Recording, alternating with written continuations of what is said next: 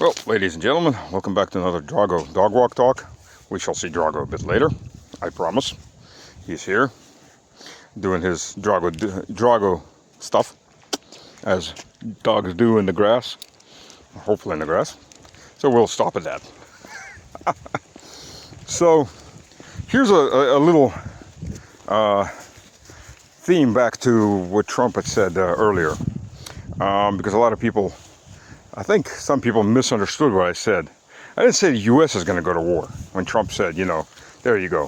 What Trump did, besides assign Europe the responsibility for the European war, the European vassals now get to fight the European war.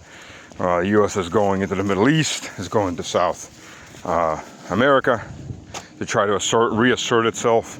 The curse of Latin America is the U.S. by and far, always has been. So what we're going to see here, or what Trump actually said was, go ahead and fight. We don't mind. We'll sell you the weapons, which was always the plan in the beginning, and I've been saying that from day one.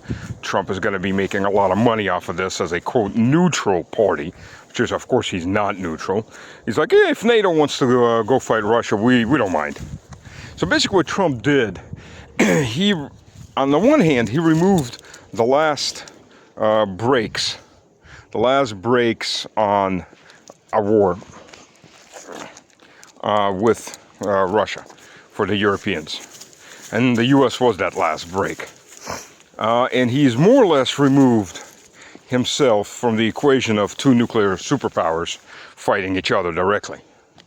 Though not totally. And I'll get to that in a minute. So he kind of he releases himself from that, and he drops it all on his European sophins. That here, you go fight, you sacrifice the European population, because if you really think Trump wants peace, he needs the Nobel War Prize is what he needs. Mr. I Love Peace, who starts wars and conflicts and murders people in boats on almost a daily basis now. There's 3 or 4 boats have been sunk, allegedly drug dealers, allegedly because nobody knows. Nobody knows because, you know, hey, how do you tell if they've got fentanyl on there when it's all the evidence is burned up along with the bodies? I mean, let's be a little realistic. If somebody wanted to transfer fentanyl into the U.S., they sure as hell wouldn't be shipping it from Venezuela. I mean, you have to be a special kind of moron, geographically challenged moron, to actually believe that little tad bit. I mean, look, the Sinaloa cartel, as well as all these other cartels across the U.S. border, walks this crap in, walks the poison right on into the U.S. They don't need to ship it 2,000 kilometers from Venezuela to Florida. All they got to do is get across the border. Or, since we're dealing with drugs and a fence that you can put your hand through, just meet up with their contacts on the other side of the fence and hand it over to them.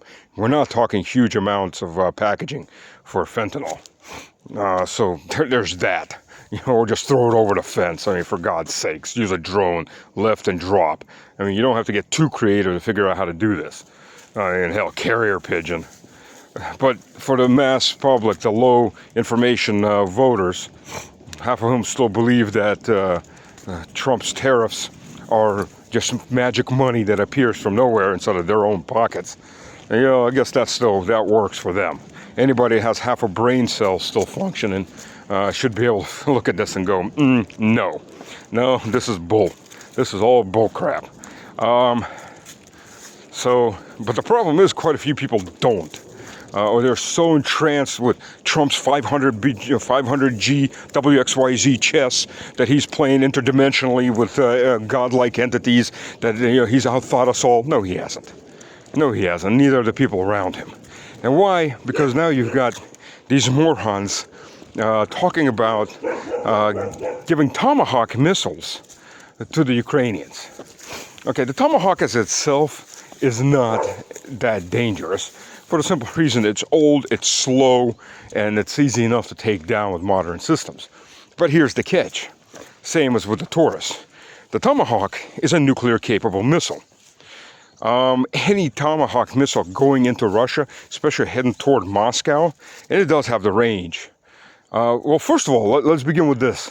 The Ukrainians aren't going to be firing at Tomahawks. That's like the Ukrainians don't load and don't guide in the SCAR or Storm Shadow missiles, just like it's the Americans bringing in, loading, driving the HIMARS out, firing, determining the targets and firing and bringing in the HIMARS on target. So when they're killing Russian civilians with HIMARS-based missiles, that's Americans murdering Russian civilians. Flat out, U.S. military is murdering Russian civilians. I've been saying this for a long time. And the New York Times, like I said, New York Times at the end of last year just supported everything, confirmed everything I've been saying for the last 2 years. The U.S. military is actively murdering Russian women and children. It's a war. It's a war crime, and it's a war. Go figure. The U.S. government's committing more war crimes. Yeah, that's a new one. Color me shocked.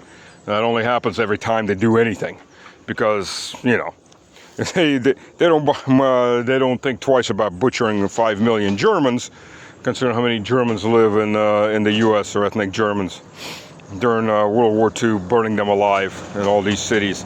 They sure as hell aren't going to give a damn about Russians. And the more Russian civilians they can kill, the happier these bastards seems to get. Yeah, пошли, Drago, пошли. So there's that. So any of these Tomahawks, I mean, seriously, you for a second you think Ukrainians are going to be in charge of these Tomahawks? There'll be Americans on boots on the ground, loading, firing these Tomahawks. And until that is something from Russia flies in, hopefully before they get a chance to shoot it and takes them out. That has happened several times, including last week. Another set of NATO instructors and officers were sent to Saint Bandera in hell, as they say. So, yeah, there's that. After Russia intercepted intelligence, mostly coming from partisans working inside Ukraine. Even the ultra-nationalist Ukrainian partisans are now working with Russian intelligence, because they figured out Zelensky is going to use them all up to the last man, woman, and child. And if they want to survive, they need to get rid of the Americans and the NATO bastards using them as cannon fodder. I mean, this is the level it's gotten to. Now, the insanity on the ground, well, the ultra-nationalists that hate us and hate the Poles are now working with Russian partisans and Russian intelligence to target Americans and other NATO mercs in quotes, because they want to survive. And they very well know that Zelensky will have them all dead on America's orders as to keep this war going. So we've established the fact that any American Tomahawks in country are going to be operated by, targeted by, flown by Americans. Now we go to the fact that it is a nuclear-capable warhead. How do you know if it's got a nuclear bomb on it, or if it's got a conventional high explosive? You don't. That's the whole point there. You don't until it goes boom. So the Russian government has a choice. Any Tomahawk that's flying into Russia, particularly toward Moscow, how do you react? Do we sit there and wait and see if it's a American nuclear first strike? Because it'll only be an American nuclear first strike. Or, and risk that? Or do we unleash? And by Russian, at least by Russian nuclear doctrine, as soon as that first missile's heading toward Moscow, America ceases to exist. That's right, the U.S. ceases to exist. Not Ukraine, but the U.S. And all nuclear facilities and all nuclear storage facilities in Europe, they all get a big boom too. And considering how close most of Europe is packed together, a strike on an Italian base with American nuclear weapons is going to contaminate everything around it. I'm talking countries. Same thing with Germans, Belgians. Same thing with the Poles that seem to really, really want to become a nuclear target. I mean, I think there's an itch in the back of their balls that just says, we want a little piece of that radiation, damn it, on our own home soil. But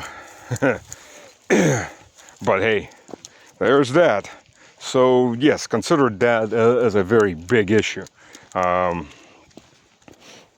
I'm hoping very much that somebody's telling the morons in D.C.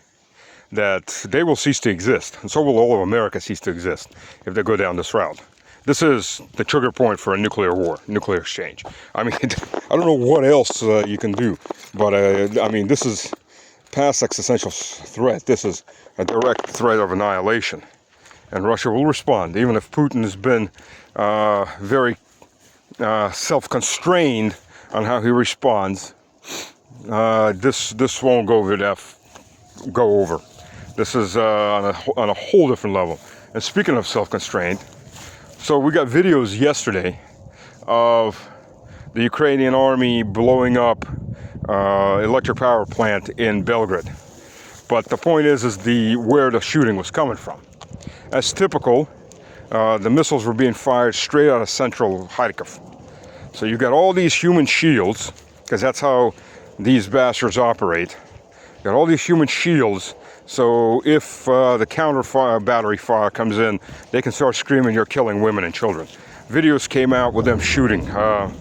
I posted some of that video.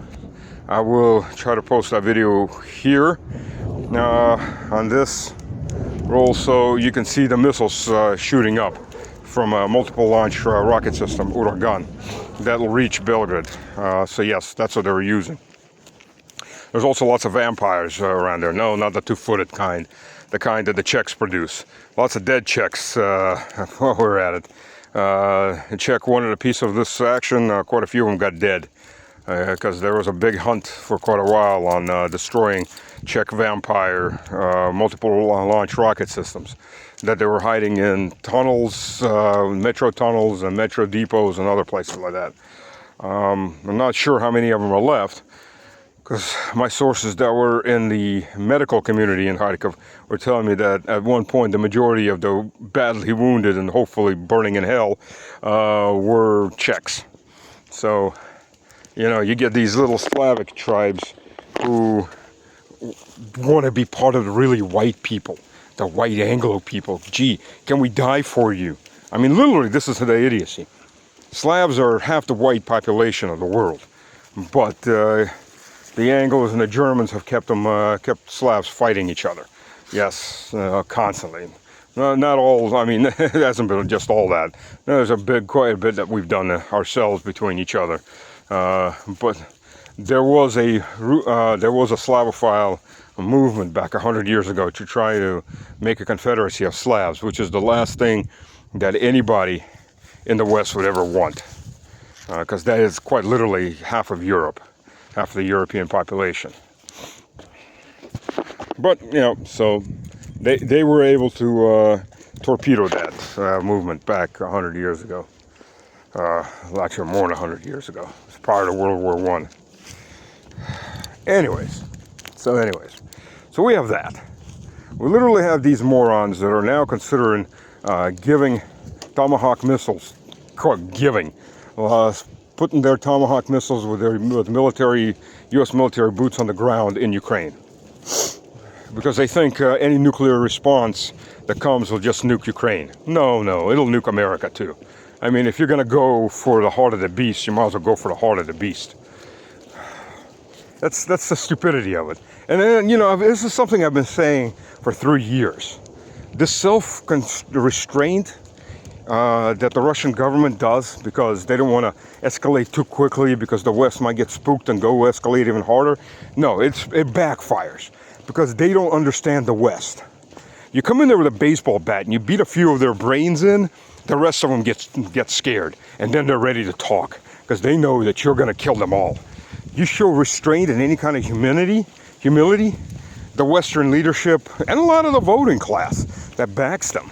Because look, these people wouldn't be in power if they weren't backed, at least nominally, by the population. They don't understand that. They never understood that, and they never will understand anything but the threat of having their brains bashed in. That's what gets their attention, nothing else. Especially when the people dying aren't their family. You know, look, the Belfast Accords is a perfect example. Now, and I've used this more than a few times on the mass media here in Russia. The Belfast Accords that ended the time of troubles in Northern Ireland happened because of what? Because the Northern Ireland, the army of Northern Ireland finally figured out that killing British soldiers and British police wasn't going to change anything. These are, as we call the black people, or the people of the earth, the people, the peasants. The government elites don't give a damn how many of them die. They don't, because they're nothing to them. They're meat. They're biomaterial to be used and exploited by their superiors. And when the IRA finally figured that out and stopped shooting at British soldiers and police, and instead took their hybrid war straight to London and started whacking the aristocrats of England, oh, how fast they all ran at the peace negotiation table, and they finally got an end to those time of troubles and a negotiated peace. Because until their families are in danger, they don't care. They absolutely don't care. You are biomaterial to them. You are expendable biomaterial. They can always have you breed some more or import more and replace you. I mean, that's basically what's going on anyways across most of Europe, is a replacement. It's not a theory. It's action. It's in action. Live streaming movie. There you go. Live action movie. They're replacing the population. A population too stupid oftentimes to realize they're being replaced. I mean, look at the Swedes. Prime example. Oh no, the Russians are going to invade us. First of all, what do we want from you? You've got nothing. You literally have nothing we want. A broken, rape capital society with what? There's nothing there we want or who would want. A bunch of soy boys? No, you're ready to go fight us while your women are afraid to walk the street at night, to come out of the house. I mean, seriously? Okay, well, you know, if that's how you want it. I've said this many, many times. And it's interesting to watch how all of this happens in live stream. Now, we've had the elections in Moldova. I mean, okay, raise your hand if you're shocked that the EU puppet party has won. Please, please, by all means, raise your hand. These are the people that were literally 2 days before elections were banning opposition parties. I mean, yeah, there's Western democracy for you. 2 days before elections, they're banning opposition parties to Maya Sanda, the viceroy for Brussels. The bridge is from Transnistria to Moldova proper, where those who wanted to could go vote, were closed due to, quote, threat of mining. So the threat of a mine somewhere on there, the bridges were closed all day. Yeah, it took that long to go through those bridges and see if there's any mines on there. Yes, literally, entire day. And they opened those bridges 20 minutes before the polls closed. See, those people had a chance to vote. They were just too lazy. They couldn't get across the bridge and get into line and registered in the 20 minutes we gave them. That's how Western democracy runs, folks. I mean, this is the Romania was the final testing ground for, quote, managed democracy. But we saw all of this a long time ago when the concept of we'll keep voting until we get the right results happened in Ireland.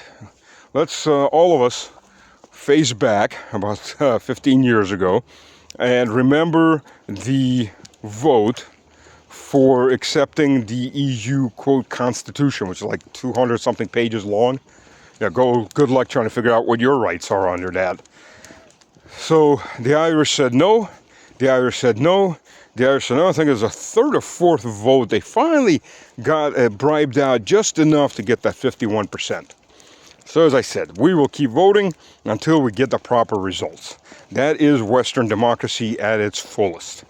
I said the power of Western democracy is they really don't give a damn what the people think or want.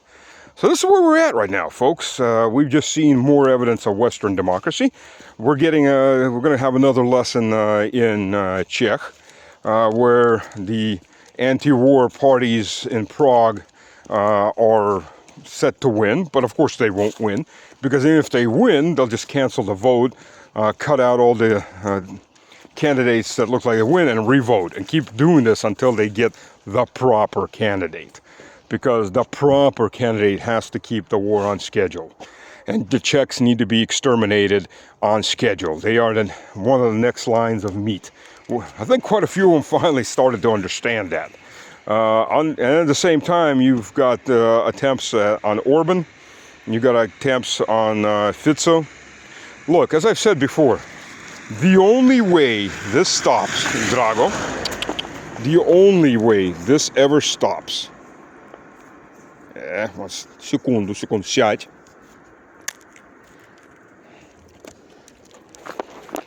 is revolution. You know, say it with me, revolution. Because the pocket opposition are just as bought as the people in power now. And if you think voting your way out of this is going to help you, no, they're not. And once they get their war, there's no more voting. There's martial law. So all of that fantasy goes away instantly. So that's what you get. That's what you get. That's all you get while you're at it. So you got to think about that. A lot of people don't want to think about it. They're comfortable even if they're miserable. I love watching these videos popping up all over YouTube these days of all these people complaining in the U.S. that they're getting their tariff bill after they order something, because the U.S. doesn't manufacture all that much anymore. So most everything that's manufactured in one way or another is brought in from outside. So they pay for the goods. They get the goods late because it has to go through all of the problematic tariffing, where most of these goods used to come in under the like $250 or $300 mark. So nobody was putting any kind of additional fees on them. Just, you know, it's too minor. But the Trump administration decided, hey, this is giant money we can make off the people. So all these magical tariffs that all the magical companies all over the world that are manufacturing are going to be paying. Well, except these magical tariffs come with an extra bill from places like FedEx, Federal Express. It's not federal in the least. Just as federal as the Federal Reserve in America. All private companies, including the central bank. So they get this extra check that's sometimes for more than what the items cost, because you get tariffs of over 100%. That's right. Guess who gets to pay them? That's right. The magical 100 billion plus that Donald Trump has collected. Yeah, that's you. That's all you. That either gets you from... the difference is between the store, buying these foreign goods in a store and buying them directly by mail order, is that in the store, the prices go up, and you don't see the fact that... you don't see the prices going up. You don't see the fact that that tariff is added on to the price that you're paying. So smarter people figure it out. The dumber people just go, the prices went up. I don't know why. But when they order it, mail direct, they get an extra little bill that comes about 2 weeks, 3 weeks later that says, hey, there's your tariff fee. Pay up. Pay up, baby. Pay up. So for all those people who are screaming how great this is going to be, they're all going to pay. We're going to make the whole world pay if they want to sell to us. Yeah, well, it didn't quite work that way, is it? But you'd think that would wake people up. But no.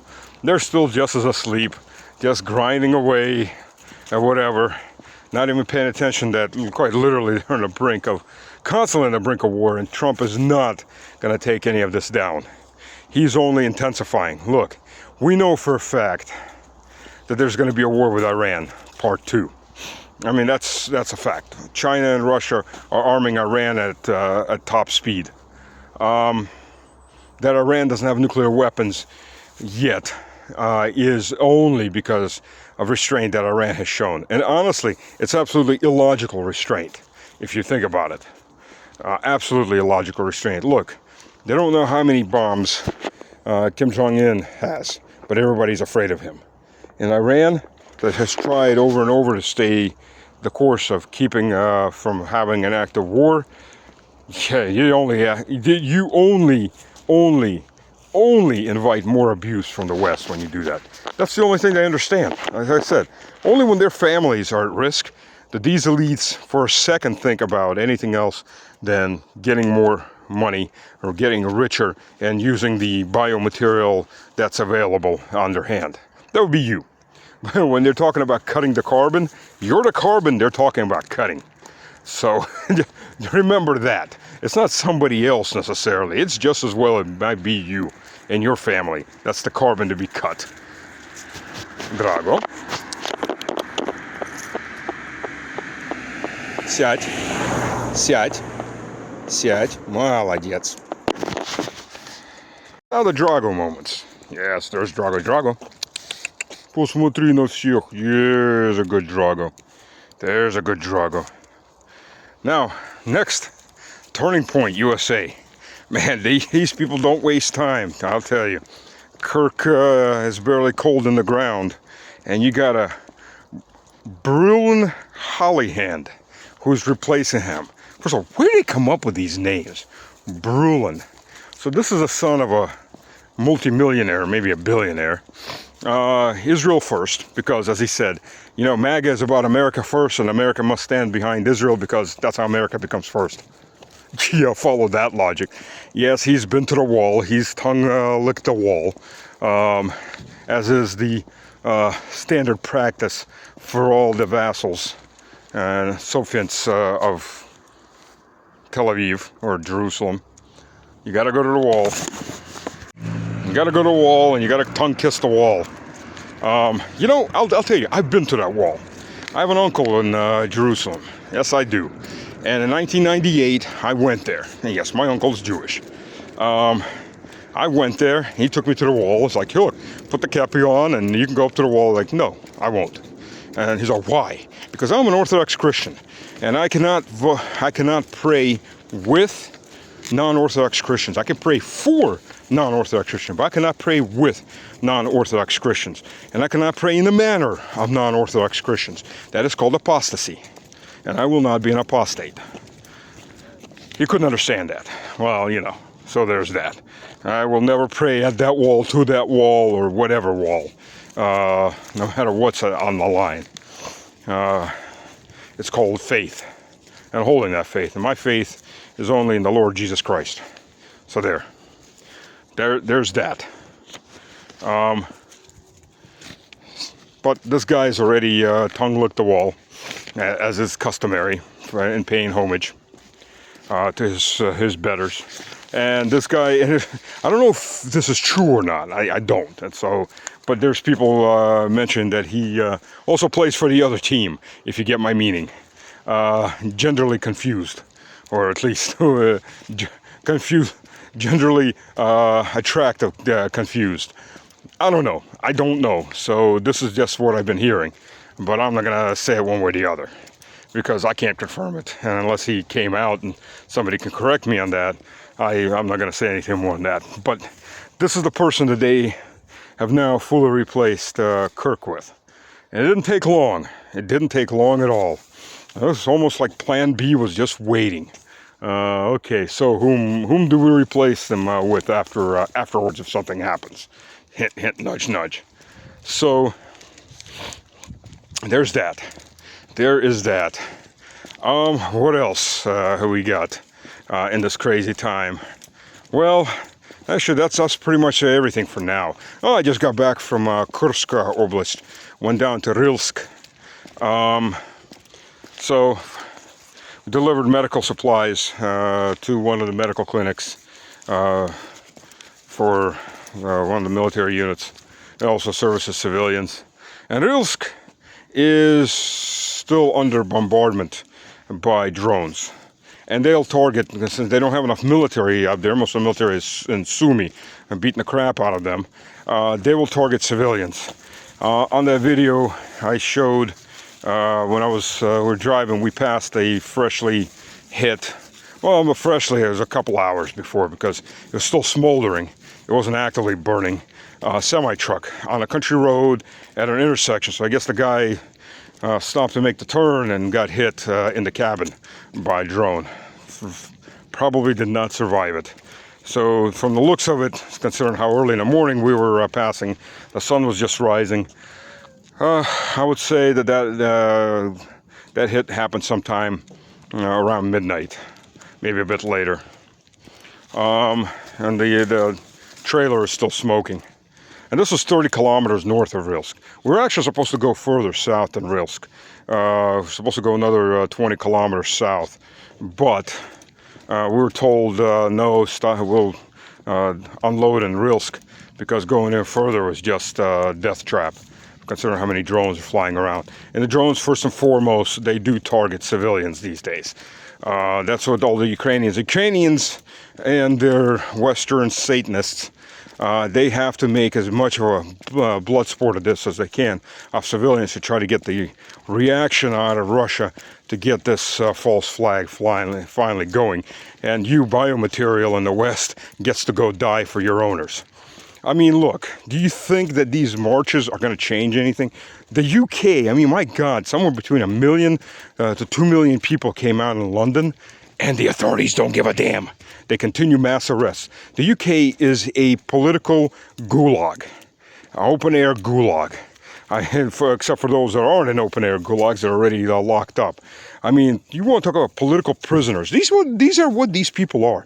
Nobody wants to say the political prisoner word, but they are political prisoners. You're looking at, what, 15 to 20,000 political prisoners in the UK, and growing daily? Up to 30 arrests every day, every single day. That's 1,000 people a month, people. It's about 1,000 people a month, political prisoners.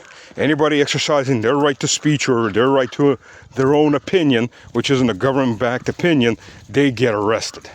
I mean, you do understand this is a tyranny, an absolute 100% tyranny that has no problems right now just arresting. But sooner or later, when it gets to be too much, the executions will begin. Under whatever pretense they use, they always go down the same route. And since the British people are absolutely unarmed, unless of course they are the newly arrived British who, for their cultural enrichment, get to carry machetes and use them, and the police will back them up on their right to use them. Well, you know, for the rest of you, well, that's just how it is. I mean, and don't think that the French and the Germans and all these other states don't have political prisoners. They have plenty. They just haven't gotten quite as aggressive as the British have. And the British have gotten very, very aggressive on making as many political prisoners as possible. I mean, that's what we're dealing with. That's what you're facing. The reality of it. The West is going from soft police state to hard police state in the blink of an eye. But that's how it always goes. What you practice in empire eventually comes back to Metropola, the center of the empire. And that's what they're getting now. The people ignored what the empire was doing on the periphery. Now they're getting to feel that inside, because all those processes that were worked out on the periphery are now being used on the people themselves, on the actual citizens. That's how it always rolls, baby. That's how it always rolls. All right. God bless. Cheers. And as always, friends, support by please share, subscribe. If you can support directly financially, by all means, thank you very much. My Bitcoin wallet address is in the description. But at minimum, please subscribe and share with your friends and those that are close to you. Let's get the word out, and maybe we can actually stop this. Who knows?